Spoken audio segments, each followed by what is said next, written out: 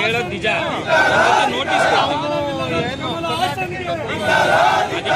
Notice ಕೊಡ್ತಾ ಇದೀವಿ, ಕ್ಷಮೆ ಕೇಳು ಅಂತ.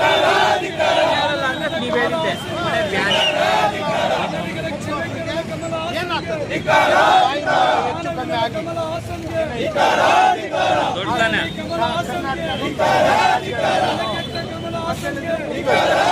ಏನಪ್ಪ ಆಯ್ತಪ್ಪ ಆಗೋಯ್ತಪ್ಪ, ಕ್ಷಮೆ ಬಹಳ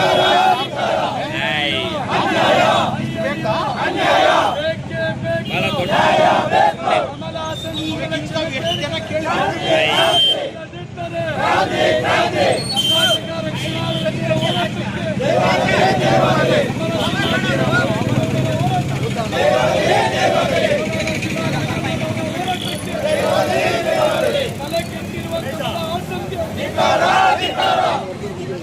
ಆಯ್ತು ಅಂತೇಳಿ ನಟ ರಾಜಕಾರಣಿ ಕಮಲ್ ಹಾಸನ್ ಚೆನ್ನೈನಲ್ಲಿ ನಡೆದಂತ ಒಂದು ಕಾರ್ಯಕ್ರಮದಲ್ಲಿ ಏನು ಹೇಳಿಕೆ ಕೊಟ್ಟಿದ್ದಾರೆ.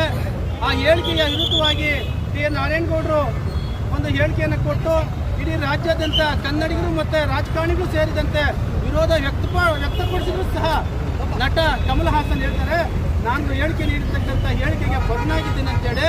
ಯಾವುದೇ ಕಾರಣಕ್ಕೂ ತಮಿಳಿಂದ ಹುಟ್ಟಿರ್ತಕ್ಕಂಥ ಕನ್ನಡ ಅಲ್ಲ, ತಮಿಳು ಮತ್ತು ಕನ್ನಡ ಆಗಿರ್ಬೋದು, ತೆಲುಗು ಆಗಿರ್ಬೋದು, ದ್ರಾವಿಡ ಕುಟುಂಬದಿಂದ ಬಂದಿರತಕ್ಕಂಥ ಭಾಷೆಗಳಿವು. ಹಾಗಾಗಿ ಸಮಾನತೆಯನ್ನು ಕಾಣಬೇಕೆ ಹೊರತು ಅವರು ಅಲ್ಲಿರ್ತಕ್ಕಂಥ ತಮಿಳಿಗರ ಪ್ರೇಮವನ್ನು ಒಲೈಸಿಕೊಳ್ಳೋದಕ್ಕೋಸ್ಕರ ಕನ್ನಡಿಗರ ವಿರುದ್ಧವಾಗಿ ಏನು ಹೇಳಿಕೆ ಕೊಟ್ಟಿದ್ದಾನೆ ಕಮಲ್ ಹಾಸನ್.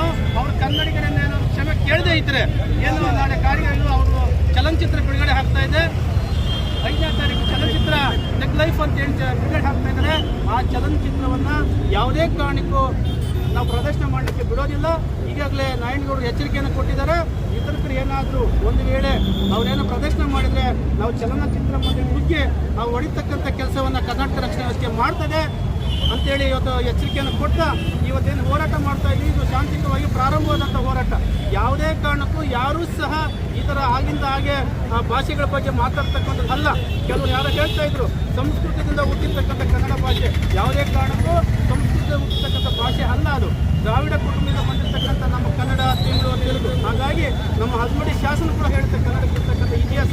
ಹಾಗಾಗಿ ಭಾಷೆ ಸಮಾಧಾನ ಕಾಣಬೇಕೆ ಹೊರತು ಕಮಲಾಸನ ಹೇಳಿಕೆ ಕೊಟ್ಟಿರ್ತಕ್ಕಂಥದ್ದನ್ನ ಅವನ ಮೇಲೆ ಪ್ರಕರಣ ದಾಖಲು ಮಾಡಬೇಕು.